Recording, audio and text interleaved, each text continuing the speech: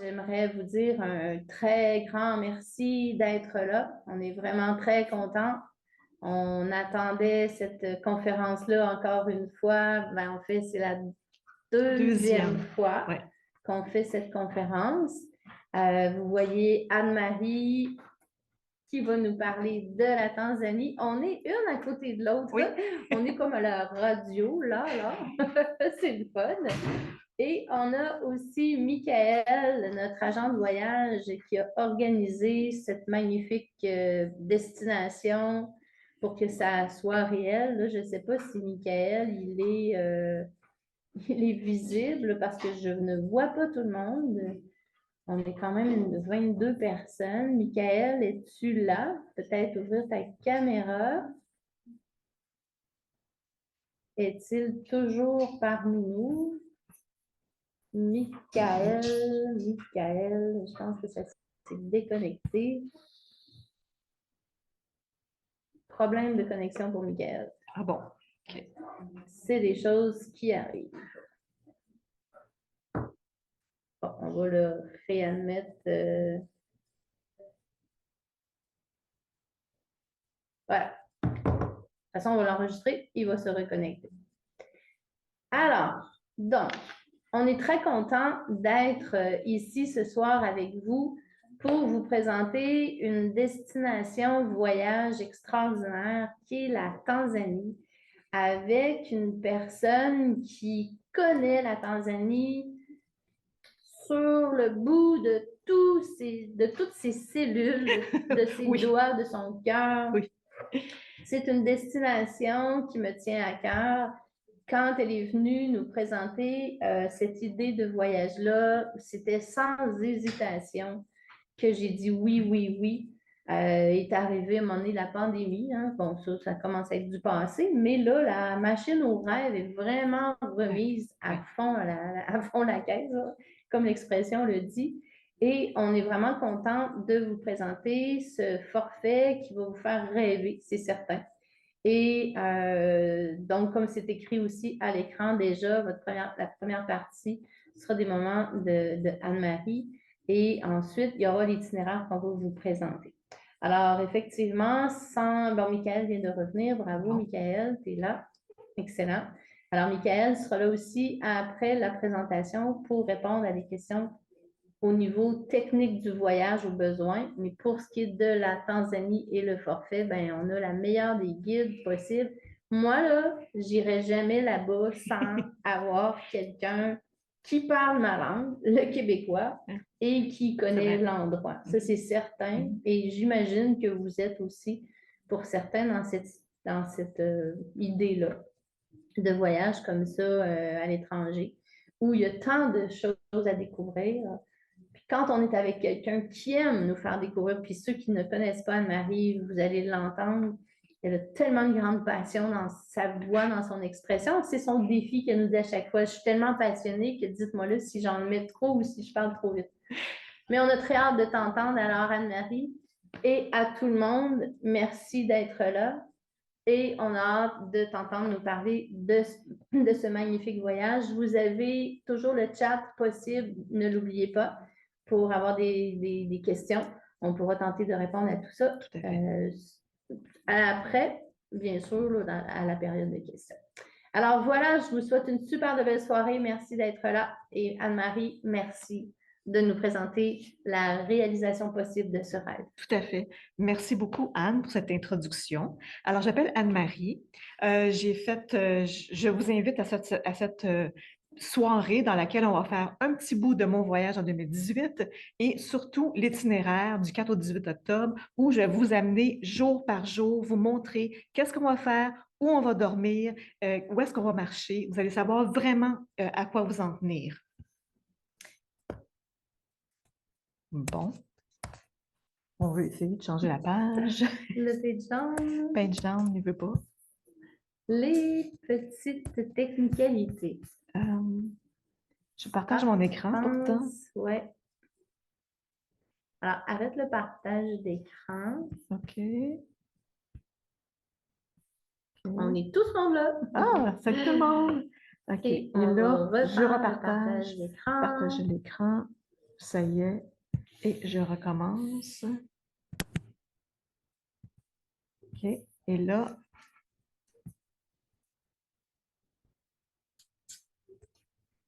et voilà. Merveilleux. Bon, c'est parti.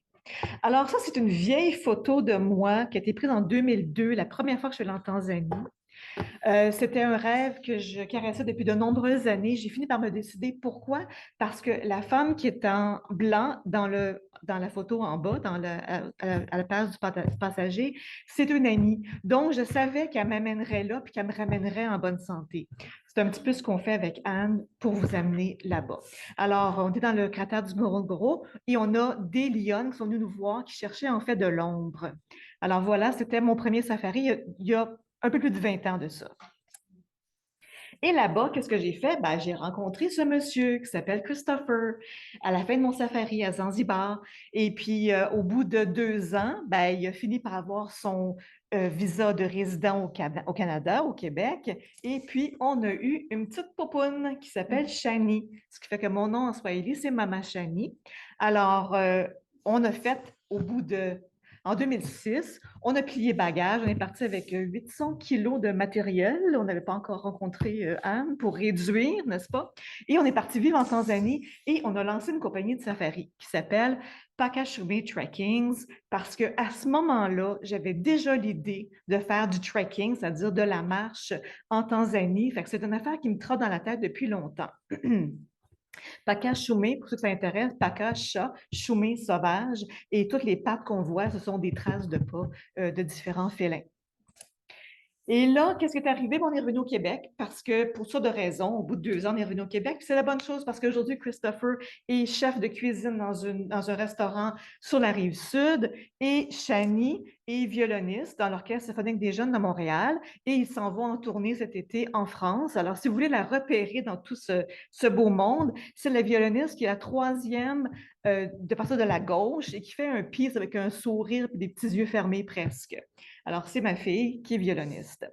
Donc, on parle un peu de Tanzanie. Je vais la situer sur la carte du monde parce qu'on en parle peu dans les médias parce que c'est un pays qui est stable politiquement. On est content de ça. Alors, vous avez la carte de la Tanzanie. On est juste au sud du Kenya. On est à 3 degrés au sud de l'équateur. On est juste au nord du Mozambique. Et on a l'océan Indien. On a une côte Swahili qui est sur le bord de l'océan Indien. Si vous regardez la carte dans le haut, il y a le lac Manyara et le lac Eyasi. Ce sont entre les deux lacs où on va aller marcher. On ne va pas marcher d'un lac à l'autre, ce serait impossible, c'est trop une grande distance. Mais c'est dans ces régions-là qu'on va aller marcher. La Tanzanie a 2 capitales, Dodoma et Dar es Salaam. Dodoma, qui est la capitale administrative, c'est là que le Parlement a lieu, et Dar es Salaam, c'est la capitale économique, et ça veut dire port de paix, Dar es Salaam. Donc, la Tanzanie, c'est un pays relativement jeune qui a été créé Tanganyika a été créé en 61, là, au moment de l'indépendance. Il y a eu une fusion en 64 avec Zanzibar. Ça fait Tanganyika et Zanzibar, ça fait Tanzanie. C'est pas un très gros pays, à peu près le double de la Californie, et on y trouve à peu près 120 langues différentes. Et la langue qui réunit tout le monde, c'est le Swahili. Et les gens qui ont un peu d'éducation parlent également anglais, qui sont les 2 langues officielles du pays. Donc, l'économie repose sur les mines, l'agriculture et le tourisme. Je vais m'attarder au tourisme, particulièrement les safaris dans les parcs nationaux et le tourisme culturel, qui est quelque chose de récent. Quand je suis allée en 2002, il n'y avait pas de ça et c'est nouveau et c'est extrêmement intéressant. Le Big Five. Quand on n'importe quel livre qu'on lit sur la Tanzanie ou l'Afrique de l'Est, on parle du Big Five. Qu'est-ce que c'est? C'est une vieille affaire qui remonte à 1880 quand les chasseurs, pour dire que c'était des bons chasseurs, il fallait qu'ils aient abattu un éléphant, un rhinocéros, un lion, un buffle et un léopard, qui est une horreur. Aujourd'hui, le Big Five, c'est les animaux qu'on cherche à voir pour prendre des photos. C'est correct, j'ai rien contre ces animaux-là. J'adore les lions, j'aime beaucoup les léopards, etc. Mais moi, mon Big Five, là, c'est pas ça. Moi, j'ai les guépards que j'aime. On a ici une paire de frères, parce que les guépards vivent seuls, mais sauf s'ils ont grandi ensemble, ils peuvent chasser ensemble. J'aime les oiseaux, les petits oiseaux qui font cuit-cuit, là, pas les gros oiseaux charognards, tout ça, ça ne m'intéresse pas. C'est les petits oiseaux que j'aime. Ici, on a des inséparables de Fisher. J'aime les girafes. J'aime surtout arriver devant un groupe de girafes, pas juste un groupe. En anglais, on appelle ça a tower, une tour de girafes. Je trouve ça fascinant. J'aime également les fleurs. J'aime les fleurs au Québec. Je fais des photos de fleurs au Québec. J'en fais aussi en Tanzanie. Et évidemment, les couchers de soleil, qui sont absolument magnifiques. Je dois avoir à peu près 150 photos de couchers de soleil que j'ai prises pendant mon voyage. Donc, qu'est-ce que c'est aller en safari? Ça veut dire prendre sa valise, embarquer dans une voiture comme vous voyez là, et là, on se promène de parc national en parc national. Mais il faut comprendre que les parcs sont immenses. On ne peut pas faire le tour du parc, c'est trop gros. Alors, on fait une partie autour de l'hôtel où on va se trouver et on se promène de parc en parc et on cherche quoi? Des animaux pour faire de la photo et de l'observation animalière. Alors, la photo qui a été prise, on me voit en haut, là, la photo qui a été prise, cette photo-là a été prise dans le parc national d'Arusha. Alors, commençons par ce premier parc qui est tout près d'Arusha, 40 minutes de route. Ce n'est pas un gros parc, c'est un parc dans lequel il n'y a pas de prédateurs, donc on peut y marcher. C'est le seul parc dans lequel on peut marcher, mais il faut avoir un ranger avec soi. Donc, on fait de la marche, on est libre, on va à notre vitesse, on découvre différents paysages. C'est un parc qui est très collineux, très montagneux, beaucoup de paysages différents. Et comme on marche, Anne pourra confirmer, on a le temps de s'arrêter et d'observer. Jamais j'aurais vu ces deux petites fleurs-là que ma fille a enfilées sur une aiguille, là, comme une épine. Jamais j'aurais vu ça si j'avais été en voiture. Alors, c'est une chose que j'apprécie de marcher dans la brousse africaine. Alors, on marche, on rencontre des girafes, on voit toutes sortes de choses et on est avec une ranger. En l'occurrence, elle s'appelle Glory. Et j'étais contente de voir que c'était une femme parce que la Tanzanie est un pays qui est très ouvert, beaucoup plus équitable. Il y a beaucoup de femmes qui sont députées ou ministres. La première ministre, la présidente du pays, c'est une femme, mais le tourisme demeure un peu une chasse gardée d'hommes. Alors, de voir que Glory était là, puis c'est une femme, je suis super contente. Et elle est armée. Vous le voyez qu'elle est armée. Elle a une méchante arme. Pourquoi? C'est à cause de ces herbettes. Ce pas des prédateurs, mais ils ont l'air bêtes parce qu'ils sont un petit peu bêtes. Mais il n'est jamais rien arrivé, mais on ne prend pas de chance. On doit traverser un champ dans lequel le troupeau vit. Alors, on le traverse rapidement, puis on a la ranger qui s'assure qu'il ne se passe rien. Il ne jamais rien passé, mais on ne prend pas de chance. Quand je fais de la photo en Tanzanie, le soleil est très fort selon le moment de la journée. Selon la caméra que j'utilise, il y a des fois où je suis capable de cadrer, mais il y a trop de lumière, je ne vois pas ce que je fais. Je prends ma photo, j'arrive à la maison, puis là, je vois qu'est-ce que ça a donné pour me rendre compte que tout le monde me tournait le dos. Alors, on va changer de parc. Alors, on s'en va dans le parc national de Tarangire, qui est mon parc préféré. C'est l'endroit que j'aime le plus au monde. J'aimerais y vivre. C'est un parc qui est réputé pour ses éléphants, pour ses baobabs, il y en a beaucoup, et pour ses oiseaux. Donc, les gens qui aiment faire de la photographie d'oiseaux, de l'observation d'oiseaux, c'est vraiment la place.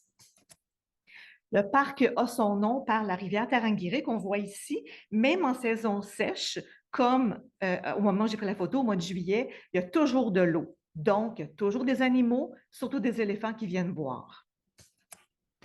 Parlant d'éléphants, je vais vous raconter une petite histoire qui s'est passée pendant mon séjour. On était à un endroit qui s'appelle le marécage de Silale, S-I-L-A-L-E. Un endroit que je n'avais jamais visité, même si j'avais fait Tarangire, je ne sais pas combien de fois, je n'avais jamais vu cet endroit-là.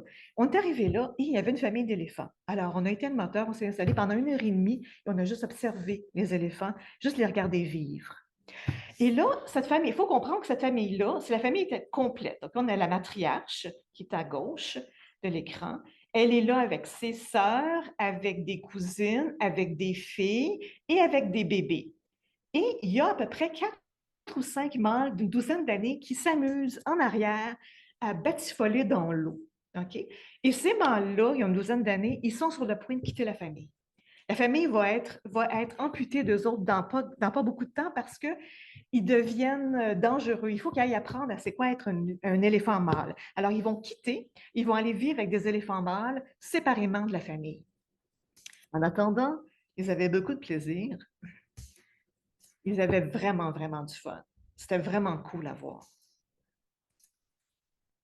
On pouvait même voir la nouvelle mode des éléphants dans Silalé Swamp.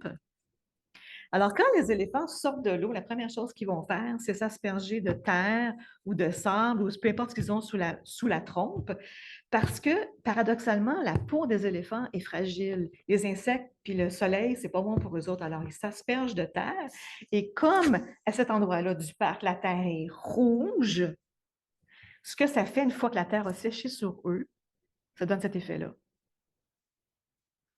On m'a demandé pendant la première conférence à quelle distance j'étais des éléphants. Vous avez la réponse à la question. Je n'étais pas si loin que ça. Et puis, j'ai fait un petit vidéo que je vais partager avec vous dans quelques instants. Je vais juste vous expliquer qu'est-ce qu'il y en est de ce vidéo. OK. Alors, je fais un pan de ma gauche à droite et je reviens sur la matriarche qui est juste devant vous à votre gauche. Elle va tourner son regard vers nous, elle va faire un battement d'oreille et là, elle va faire un rumble. Ça serait intéressant si vous pouviez monter le son de votre appareil au plus fort. Parce qu'un rumble, c'est un son qui est très grave, qui part de l'estomac, qui s'en va dans les jambes, dans les pattes de l'animal et qui va être transmis par le sol aux autres familles d'éléphants. C'est pour dire, on est encore ici, on fait ceci, on fait cela. OK? Et puis, c'est comme un peu entre un ronronnement sur l'acide puis un grognement. C'est très difficile à décrire, mais j'espère que vous allez pouvoir l'entendre. Vous allez entendre aussi des bruits d'insectes, des bruits d'oiseaux, des bruits de mâchouillage de plantes parce que les éléphants continuent à manger en permanence. Vous allez entendre aussi un bruit récent à la savane africaine, c'est-à-dire une notification sur le téléphone du guide. Ah, il faut ce qu'il faut, c'est comme ça. Alors là, je vais essayer de le faire fonctionner où ça devrait marcher. Je vous laisse écouter, regarder les éléphants de Silalé Swamp.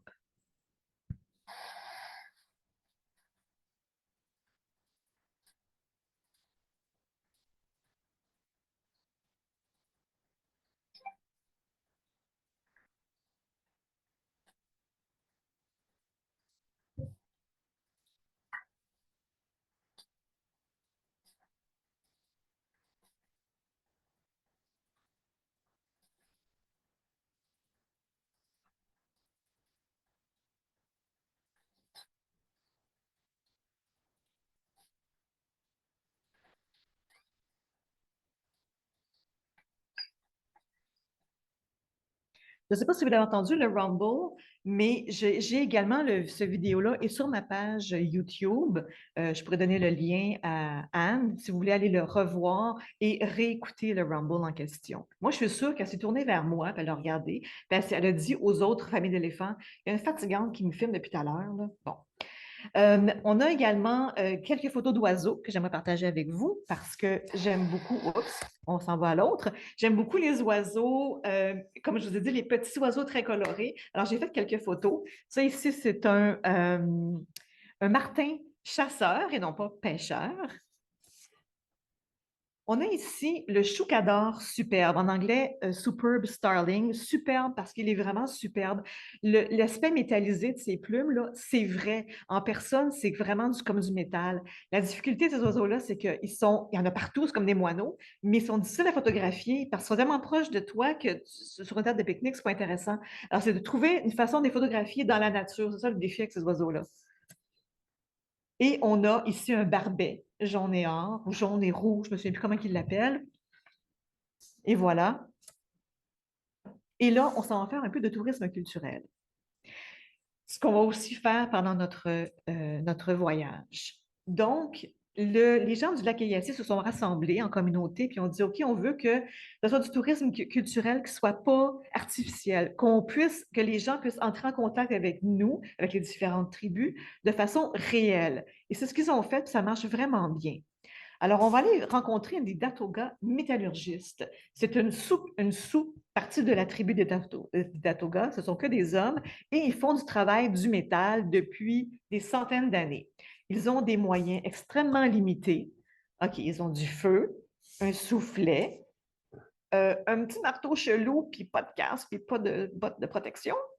Mais ils réussissent quand même avec ça à faire quelque chose d'extraordinaire avec un clou ils vont le transformer en pointe de flèches qui vont aller échanger avec leurs voisins, les Adzabés. On va en parler tantôt. Ils font également des bijoux. Et puis finalement, malgré leurs moyens relativement limités, ils ajoutent pas mal de choses. Ils n'ont pas trop de problèmes pour faire des choses.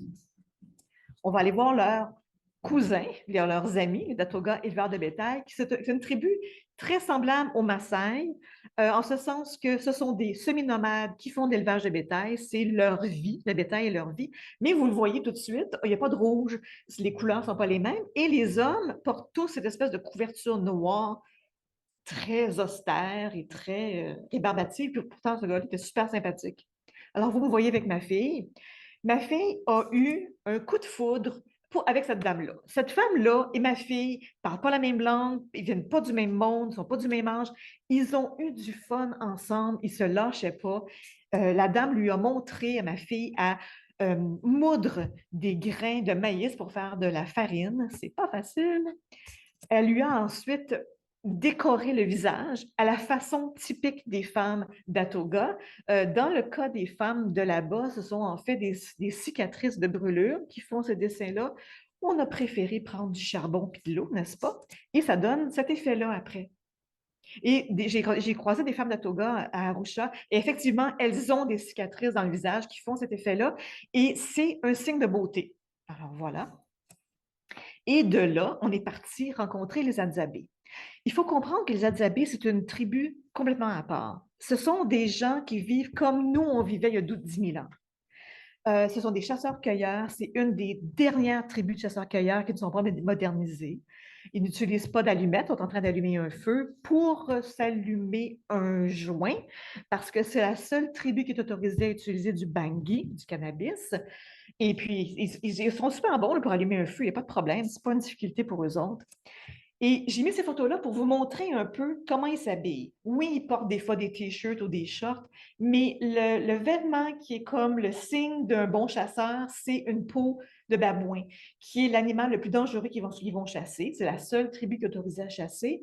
Ils ne vont pas chasser de l'éléphant ou du lion. Il n'y en a pas dans cette région-là. De toute façon, ça serait beaucoup trop, ce serait trop dangereux. Ils vont chasser des petites antilopes, des lapins, des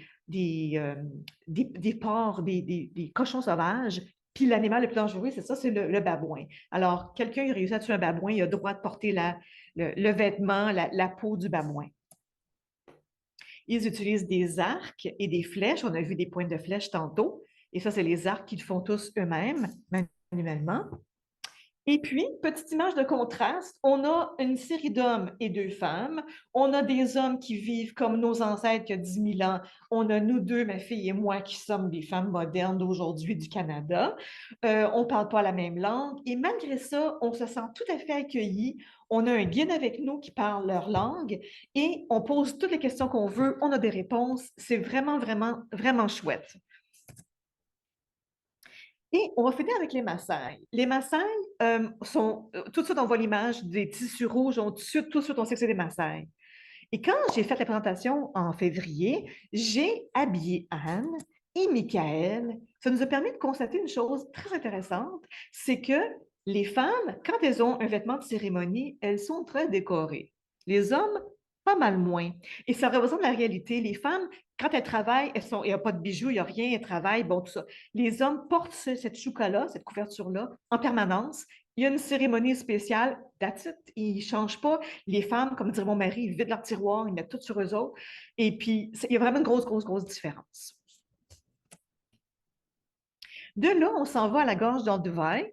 Olduvai, c'est une plante qu'on voit devant soi. C'est la plante qui ressemble à un aloès. C'est un mot maasai qui veut dire cette plante-là. Et on s'en va au berceau de l'humanité. Qu'est-ce que je veux dire par là? C'est qu'à cet endroit-là, on a trouvé des crânes d'hominidés qui remontent à 3,2 millions d'années. C'est assez ancien. Et juste derrière, on a des éoliennes qui datent de 3,2 ans. J'adore le contraste entre les deux et le fait que ça marche totalement. Le pays a un pied dans le passé, un pied dans le présent et l'avenir. Je trouve ça formidable. De là, on a pris la voiture, on s'est rendu à cette dune, qui est une dune, on appelle ça en anglais shifting sands, qui veut dire que la dune ne se déplace pas, que c'est du sable mouvant, là. C'est une dune de sable magnétique. Donc, les petits grains tiennent ensemble et la dune se déplace depuis longtemps. Ils la mesurent depuis, je pense que c'est 20 ou 30 ans. Et tous les ans, ils mettent un jalon avec la date. Et là, on voit qu'elle se déplace. À peu près 17 mètres par année, semble-t-il. Et la partie, quand le sable quitte l'endroit, le sol demeure infertile pendant plusieurs années. Je ne sais pas pourquoi, je ne sais pas qu'est-ce qu'il y a dans ce sol-là, mais c'est, voilà. On s'en va ensuite dans le cratère du Ngorongoro, qui est, les gens qui l'ont vu le comparent au paradis terrestre. Puis je trouve que c'est une bonne comparaison. C'est pas un gros endroit, 100 km². On est au-dessus en ce moment, on est au Belvédère. On regarde en bas, on voit quelques lacs, on ne dirait pas qu'il y a des animaux. Ben, c'est la plus grande concentration d'animaux au pouce carré de la planète, de mammifères, je devrais dire. Alors, on s'en va voir ça. Il y a 3 tribus de lions, une soixantaine de lions. Il y a des vieux éléphants mâles. Pour une raison qu'on n'explique pas, les éléphants mâles anciens, les vieux, les 60 ans et plus, descendent dans le cratère et finissent leur vie là. Et ce qui est intéressant, c'est qu'ils sont beaucoup moins agressifs que des éléphants dans la force de l'âge, ce qui fait qu'on peut s'approcher vraiment proche puis voir les défenses incroyables. Alors, on a une petite idée du troupeau qui peut se tenir dans le cratère. On a des buffles et des zèbres. Et on a également des gnous.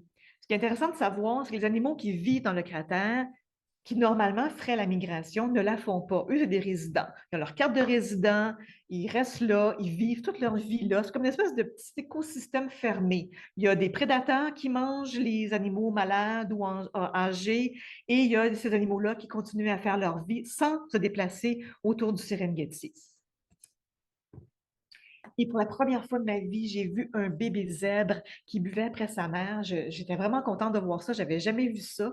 Et j'ai pris une photo de proche du poil du petit zèbre. Et vous allez voir qu'est-ce que ça donne de proche. On a envie de se coller la tête dessus. Je ne l'ai pas fait, évidemment. Et je termine avec ce héros, le rhinocéros. Ils sont en danger, OK? Les rhinocéros, il y en a très peu. Quand je suis allée en 2002, il y en avait 11. Là, il semble qu'il y en aurait 26. Ils sont dans le cratère, ils sont protégés. C'est les seuls animaux en Tanzanie qui font l'objet d'une protection spéciale de la part des rangers. Il y a à peu près un an, il y a un bébé rhinocéros qui est attaqué par des lions. Les rangers sont arrivés, ont chassé les lions, puis ont protégé le rhinocéros. Je suis contente de savoir ça.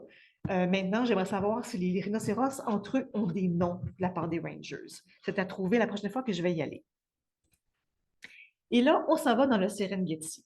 Il faut comprendre le Serengeti que ce n'est pas juste un parc national, c'est un immense écosystème qui se rend jusqu'au Kenya. Okay? C'est immense.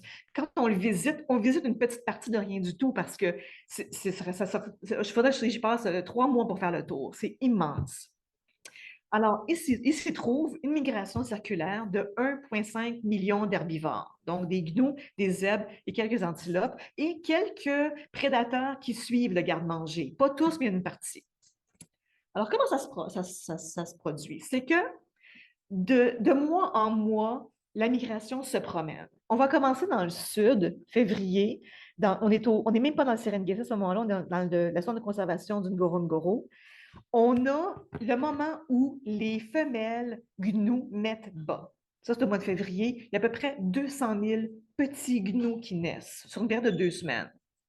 Et là, les gnous prennent de la force, ils vieillissent, ils apprennent à marcher, à gambader, etc. Et là, ils vont commencer à remonter vers le nord, se rendre dans le corridor ouest, se rendre dans le Kenya et on recommence. Tout ça sur une année. Qu'est-ce qu'ils cherchent? Du pâturage. Ils sont tellement nombreux qu'à un moment donné, il n'y a plus rien à manger. Fait qu'ils cherchent à manger, ils cherchent l'eau, donc ils vont suivre la pluie. Le parc national du Serengeti a beaucoup d'animaux, évidemment, herbivores et carnivores. On y trouve, entre autres, des lycaons. Ils sont en voie d'extinction. J'en ai encore jamais vu. C'est sur ma liste, ma bucket list. Je veux voir des lycaons. Mais pour les besoins de cette présentation ce soir, je vais vous parler plutôt d'une autre espèce, qui sont les impalas. Parce que pour une raison que je ne m'explique pas, on s'est trouvé dans une zone où il y avait beaucoup d'impalas et j'en ai profité pour faire beaucoup de photos. Alors, les gens observateurs vont voir qu'il y a un seul qui a des cornes, le reste n'en ont pas. Qu'est-ce que ça veut dire? C'est un harem. Celui qui a des cornes, c'est le mâle. Les autres, c'est des femelles et les petits. Donc, c'est le contraire d'une famille d'éléphants où c'est une femelle qui est la chef. Même chose pour les hyènes. Ici, c'est le mâle qui est le chef. On a vu beaucoup de petits bébés super cute à voir, à ne pas confondre ceux-là avec les dik-dik. DIK, qui est la plus petite antilope de Tanzanie. Imaginez à peu près un pied à l'épaule. Fait que c'est tout petit, tout petit, tout petit. Puis ces animaux-là s'accouplent pour la vie. Quand j'en vois un, je cherche toujours le deuxième pour être sûr qu'il n'est pas tout seul. Jusqu'à maintenant, j'ai toujours vu des couples. Alors, on voit ici une maman avec son petit. On sait que c'est un mâle parce qu'il y a des cornes qui s'en viennent. Et un jour, il sera aussi spectaculaire que ce mâle. On m'a demandé à la dernière présentation si les animaux s'approchaient des gens, des hôtels, etc. Bah ouais. Je suis dans ma chambre en ce moment. Je suis sur le balcon, puis ma chambre donne rez-de-jardin. Donc, ça donne là. Je suis sur le petit balcon. Tout ce qui me protège de l'éléphant, c'est un petit muret en béton. J'étais dans la chambre, j'entendais crouch, crouch, crouch. Puis je me disais, mais qu'est-ce que c'est? Puis je suis sortie dehors, j'ai tourné à droite, puis j'ai vu un éléphant juste devant moi. On a fait le saut tous les deux. Je suis rentrée en courant, ramassé la caméra, ressortir, et j'ai fait quelques photos. Alors, on voit ici un de ces éléphants-là. Le lendemain matin, qu'est-ce que je vois sur le bord de mon balcon? Un daran de rocher, en anglais rock hyrax. Et puis là, si vous voulez vous amuser, dans le chat, j'ai une petite énigme pour vous. Vous allez me dire, c'est quoi le cousin le plus proche du daran? Si je prends le squelette du daran et le squelette de son cousin, c'est identique. Son cousin est africain. Je vous laisse réfléchir à la question. Je vous le dis plus tard dans la présentation. On parle un petit peu de bouffe parce que ben, c'est le fun quand on voyage, bien manger. La Tanzanie n'a pas vraiment de gastronomie tanzanienne comme telle. C'est un mélange de gastronomie européenne, indienne, on le voit par les chapatis, parce que au Kenya, quand ils ont construit le chemin de fer, ils ont fait venir beaucoup d'Indiens, sont venus avec leur tradition culinaire et ils sont restés, ce qui fait qu'il y a beaucoup de choses, beaucoup d'aliments d'origine indienne dans la nourriture tanzanienne, mais on mange vraiment très, très bien. En général, ce sont des buffets comme celui-ci. Et ce buffet, j'ai pris une photo parce que c'est un hôtel qui avait gagné le premier prix des hôtels d'Afrique de l'Est. Alors, oui, on mange bien en Tanzanie. C'est à Gibbs Farm. Super, super, super bon. Je vous laisse sur cette dernière image de contraste. J'ai un Maasai sur le bord de l'eau. Les Maasai ne sont pas un peuple d'eau, c'est un peuple de terre. Puis je le regardais, ce monsieur-là, je me demandais s'il pensait au bétail de la famille, à la terre familiale, autant que moi, je pense à la Tanzanie quand je suis au Québec. Asante kwa kunisikiliza. Merci de m'avoir écouté. Wow. Bravo. Mon Dieu, hein? C'est extraordinaire. Je ne sais pas, vous êtes comment avec cette présentation. C'est fantastique. Merci. Merci beaucoup de m'avoir écouté, vraiment. Je vais faire comme les zèbres, je vais prendre une gorgée d'eau. C'est bon, ça. Oui, effectivement, Carmen a dit merci. Super, merci. Avec grand plaisir. Oui. On sent, on le sait, on le voit, on le vit, que tu connais vraiment cette région. Alors, pour moi, c'est vraiment rassurant. De dire qu'on va partir ensemble et que tu puisses nous guider dans la découverte et de nous apaiser dans ce qui pourrait être sur le bord de notre balcon. Oui, tout à fait. Oui. Génial. Alors, si ça vous tente, ben là, on pourrait passer à la section, parce que ce n'est pas terminé, on va passer à la section de ce qu'on vous propose comme itinéraire de voyage. C'est au mois d'octobre. Alors, si tu veux nous montrer les extraordinaires lieux où on va dormir, entre autres. Effectivement. Alors, on reste là. C'est reparti. C'est reparti. Pour le forfait qu'on vous présente et que Michael nous a bien monté avec surtout Anne-Marie. Alors, voilà. Moi, la première fois que je suis en Tanzanie, la raison pour laquelle j'ai mis tellement de temps à me décider, c'est que j'avais un petit peu peur. Je me disais, je vais me rendre, y a-t-il quelqu'un qui va m'attendre à l'aéroport? en partant avec une amie qui organisait le safari, je savais que j'étais entre bonnes mains. Dans ce cas-ci, c'est la même chose. Moi, je suis là, je connais très bien notre équipe au sol, j'ai fait un safari avec eux, je leur parle régulièrement. Anne, c'est ma spécialiste de la marche. Moi, ça me fait peur de marcher 10 km par jour. Alors, je vais me fier à Anne, puis je me dis que ça va être correct si elle assiste ce qu'elle fait. On va être correct. À nous deux, on va faire un voyage extraordinaire. Alors, c'est parti en Tanzanie. D'abord, bon, on part de Montréal, on traverse probablement en quelque part en Europe et de là, on reprend un vol et on atterrit en soirée à l'aéroport de Kilimanjaro. Comme on vient de faire un vol de 7 heures, puis un autre vol de 9h30 à peu près, on n'a peut-être pas le goût de se rasseoir pendant 1 heure pour prendre la voiture pour se rendre à l'hôtel. Donc, on a pensé faire un petit snack sous les arbres. C'est le soir, il y a une bonne lumière qui est allumée, on le voit. Ça, c'est un groupe qui est arrivé, un groupe de 17 qui sont arrivés en février dernier. Alors, c'est très récent comme photo. Et il y a des bouchées chaudes, des bouchées froides. On nous promet un petit champagne local bien frais pour faire un toast puis dire, ça y est, on est rendu en Tanzanie. Et de là, on prend la voiture et on se rend à notre hôtel qui a l'air de cela. Alors, à gauche, vous voyez la section réception, restaurant, etc. Nos chambres se trouvent dans des petits bungalows cachés dans le jardin autour de cet endroit-là. C'est absolument magnifique. C'est mon hôtel préféré à Arusha. Il y a une piscine. Tous les hôtels que j'ai choisis ont une piscine. Et puis, parce que comme ça, on va arriver en fin d'après-midi, on va dire, bah, ouais, un petit coup dans la piscine, ça va faire du bien, ça va enlever les douleurs musculaires d'avoir marché, ça va être génial. Le jour 3, on le passe à Arusha. Toute la journée. On va prendre le petit Bajaji que vous voyez à gauche, le petit véhicule à 3 roues. C'est mon mari qui est en train de le payer. C'est des petits véhicules super le fun. On s'assoit 2 ou 3 par véhicule. On va se promener dans la ville d'Arusha avec ça. Et on va aller visiter. On a le choix entre deux choses. Soit on visite le Cultural Heritage Center, qui est un centre d'art absolument magnifique. C'est la photo en bas à gauche. L'espèce de gros tambour que vous voyez, c'est en fait 6 étages. Et c'est une spirale à l'intérieur. Le toit est en verre, donc la lumière, la luminosité est extraordinaire. Et sur les murs, ce sont des œuvres d'art, de peinture contemporaine africaine. Ça vaut la peine d'être vu. Moi, j'ai vraiment envie de vous amener voir ça. Et il y aurait la possibilité d'aller voir Shanga, que j'ai jamais visité encore, qui est un centre culturel communautaire pour aider des gens qui n'ont aucune aide du gouvernement à se réhabiliter, si on veut, entre autres des personnes sourdes. On a ici quelque chose au Québec, on a le bien-être social, on a quelque chose pour les aider, pas là-bas. Ce centre-là permet de faire ça. On retourne au même hôtel pour dormir. Oh, pardon, j'allais oublier, mais quelle horreur, j'allais oublier. On a notre repas de bienvenue chez Andrews, mon restaurant préféré à Arusha. Ce sont des viandes sur le barbecue.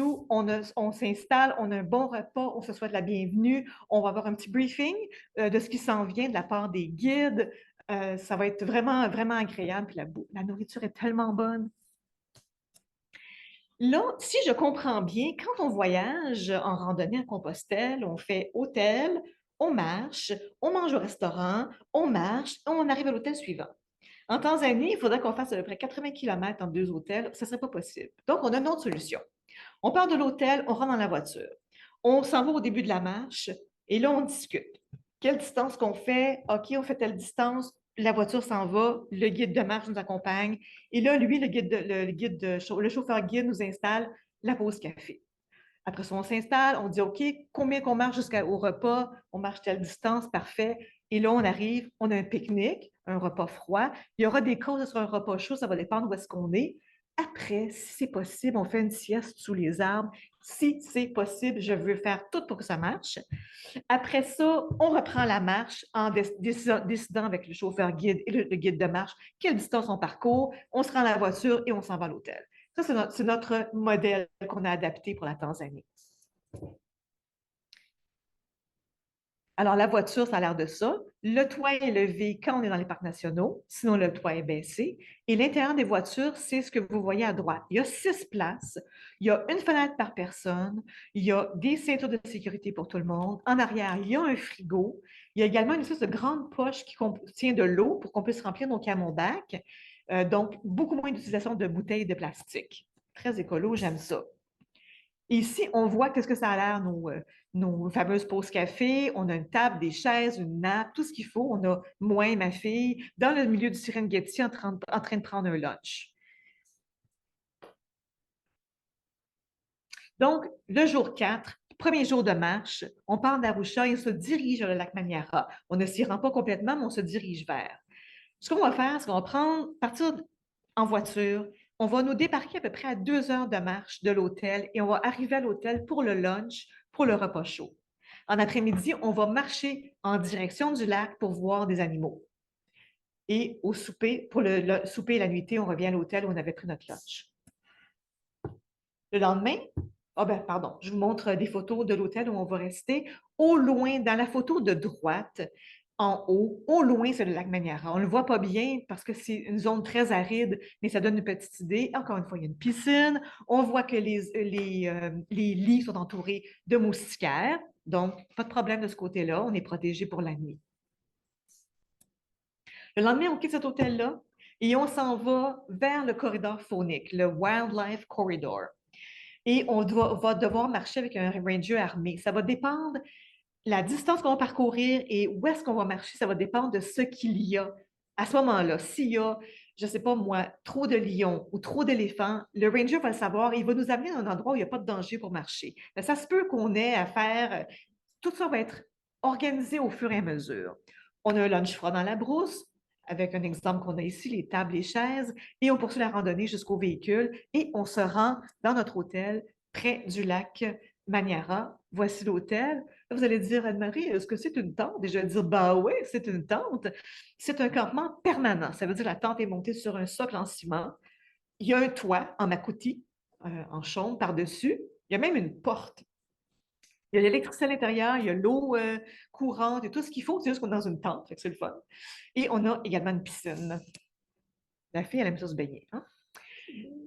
De cet endroit-là, on s'en va vers Mtowambu. Dites-le vite, vite, voir. Alors, Mtowambu, Mto, rivière, Wa, eau, Mbu, moustique. À l'époque, puis maintenant, il y avait une rivière, il y avait beaucoup de moustiques parce que de l'eau, ça attire les moustiques. Le nom est resté, mais il n'y a plus de moustiques autant. On va traverser une jonction qui est dangereuse et là, on va commencer à marcher. Et on marche et on se rend chez l'habitante pour un repas local de toutes sortes de choses, du bœuf en ragoût, du poulet en ragoût, ugali, maharage. Je ne vous dis pas ce que c'est, vous allez voir. Okay? Vous allez goûter à tout ça. C'est délicieux. Et je sais qu'il y a une marche qui va se poursuivre en après-midi, mais je ne suis pas sûre qu'on va marcher parce qu'il paraît que c'est très copieux comme repas. On verra. Et on se rend à notre prochain hôtel, qui est celui-ci, qui n'est pas un campement, c'est des vraies chambres fermées. Et là, on passe la journée à Mtowambu. On a deux options.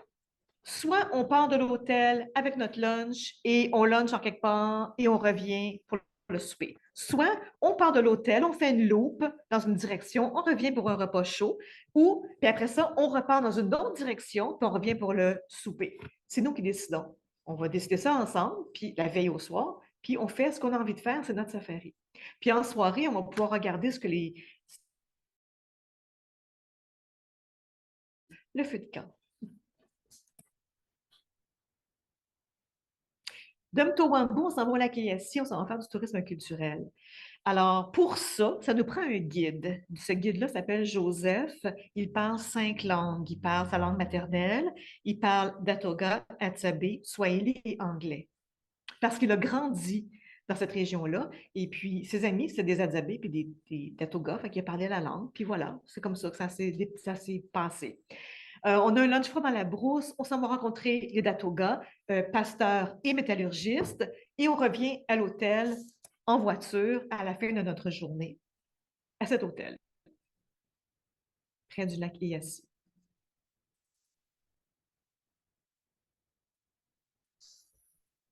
Le lendemain. Le lendemain, il y a des chances qu'on se lève très, très, très, très tôt. Ça va dépendre où se trouvent les Adzabés. C'est Joseph, il va nous le dire. Et là, ce qu'on va faire, c'est qu'on s'en va les rejoindre et peut-être aller à la chasse avec eux. Ça veut dire qu'on va marcher avec eux. La chasse, ça veut dire de la chasse aux petits oiseaux. Il y a pas, c'est pas un danger pour nous autres. Euh, on n'a pas besoin de participer à la chasse, on peut juste observer et ils vont nous montrer des mots. C'est intéressant parce que c'est une langue à clics, leur langue. Alors, on va s'amuser beaucoup avec les clics. Après ça, randonnée en après-midi et on revient à l'hôtel, au même hôtel que la veille pour dormir. Ensuite, au jour 10, on part du lac Eyassi et on s'en va dans la zone de conservation du Ngorongoro. On s'en va d'abord à la gorge d'Olduvai. Il y a un musée absolument magnifique à cet endroit-là que je vous amène à visiter. C'est peut-être le plus beau musée que j'ai vu de ma vie de paléontologie et anthropologie. Vous allez voir une très, très bonne façon de nous montrer nos ancêtres hominidés et comment ça a évolué, tout ça. C'est vraiment, vraiment bien fait. Il y a une aire couverte pour prendre des pique-niques. Il fait très chaud à cet endroit-là. Ce n'est pas de mauvaise chose. Et après, on va faire notre randonnée vers les Shifting Sands qu'on a vu tantôt, la fameuse dune de sable. C'est une randonnée qui va être un petit peu plus difficile. On est dans de la roche et puis ça monte, ça descend. Ça va être la plus difficile. Si on se rend compte que ce n'est pas faisable, la voiture est là, elle nous ramasse et on s'en va. Ce n'est pas un problème. On va l'essayer quand même. Si vous regardez la photo qui est là, imaginez-vous que la dune est derrière moi quand j'ai pris la photo. Puis ce qu'on voit, on n'en voit pas là, mais il y avait des petits bergers massins avec leurs chèvres. On devrait aussi en voir. Et on se rend à l'hôtel qui va être près de la porte d'entrée du cratère, qui est cet hôtel-là, avec des visiteurs de type zèbre. Et le lendemain matin, encore une fois, on va se lever de bonne heure parce qu'on veut rentrer dans le cratère à 6h30 si c'est possible. On a droit à seulement 6 heures dans le cratère. Puis la raison pour laquelle on rentre si tôt, c'est pour essayer de voir des prédateurs actifs. Sinon, si on est là à l'heure du midi, on n'en verra pas et on va les voir en train de dormir les quatre fers en l'air. C'est cute, mais c'est moins intéressant. Donc, c'est pour ça qu'on va essayer de rentrer de bonne heure. Au bout de 6 heures, il faut ressortir en tenant compte du fait que descendre dans le cratère, c'est presque 40 minutes et ressortir, c'est presque 40 minutes aussi parce que c'est une route en lacet.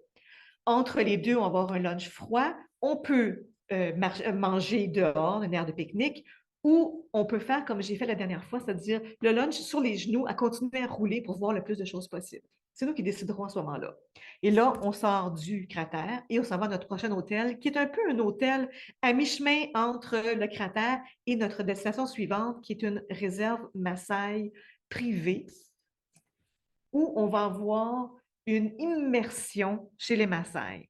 Le propriétaire de cette réserve-là s'est dit, moi, j'aimerais ça que les gens voient notre mode de vie et pas de façon artificielle, de façon réelle, avec une école, puis avec les gens qui vont s'occuper du bétail, etc.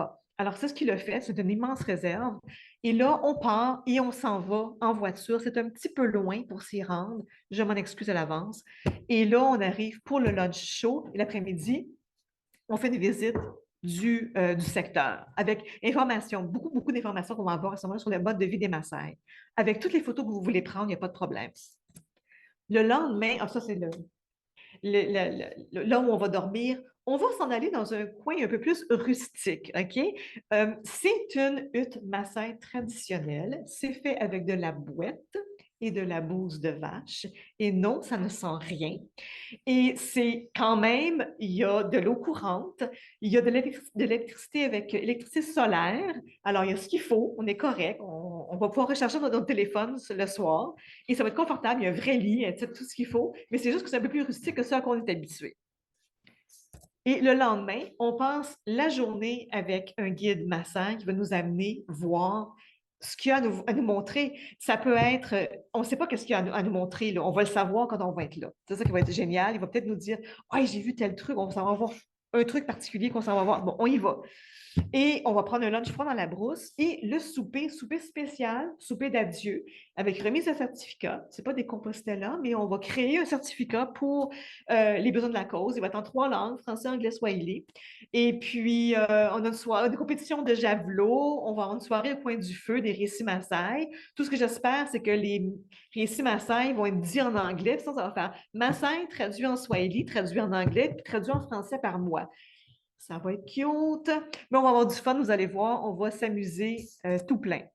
Le lendemain, c'est notre dernier jour complet en terre africaine. On s'est dit que ce serait le fun de faire quelque chose, pas juste se rendre à l'aéroport. On traverse On va se rendre au parc national d'Arusha, justement, et on va faire une randonnée avec peut-être Glory, c'est encore là. Et on va avoir également un dernier pique-nique sur le haut d'une colline ou près d'une chute, selon ce qui va nous tenter, avec une petite bouteille de vin pour se dire adieu, c'est notre dernier repas ensemble en Afrique. Et de là, on s'en va près de l'aéroport. On a accès à une chambre d'hôtel pour prendre une douche, refaire nos bagages comme du monde, se préparer à prendre le vol et direction aéroport pour le vol en soirée. C'est là que c'est le seul repas qui n'est pas offert dans tout ce que je vous ai dit. C'est le seul repas. C'est à l'aéroport.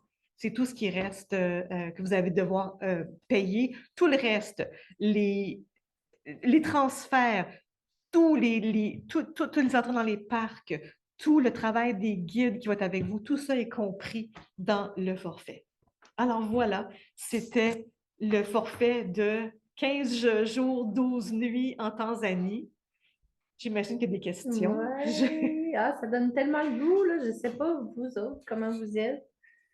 Peut-être qu'il y en a qui se disent, mais comment ça que la Tienda il offre ça maintenant? En fait, on parle de rando, comme Anne-Marie le sait, et c'est un rêve que j'ai depuis que j'ai l'âge de 4 ans de partir en Afrique. Alors, pour moi, c'est vraiment comme combiner le meilleur de tout. Anne-Marie québécoise qui est là, l'Afrique, la Tanzanie, les randos, la randonnée, c'est ça. Petit groupe de personnes. Oui. Alors, je pense que c'est se laisser aller au travers de la nature exotique, extraordinaire. Alors, ce qu'on vous invite à faire, si vous voulez, tu peux peut-être. Oui, vas-y. La réponse à mon énigme. Ah, y a-t-il quelqu'un qui. Quelqu'un qui a trouvé qui a allé sur Google et qui a vérifié. Alors, vous n'allez pas me croire, mais le daran de rocher est le cousin direct de l'éléphant.